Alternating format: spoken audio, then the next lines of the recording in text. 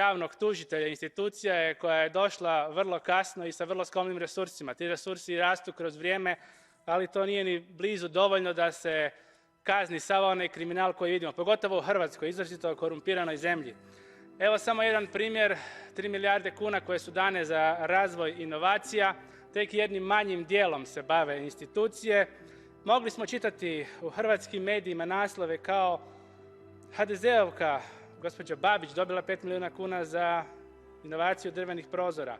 Prijatelji bivšeg gradonačelnika, vrlo korumpirane osobe, 13,6 milijuna kuna.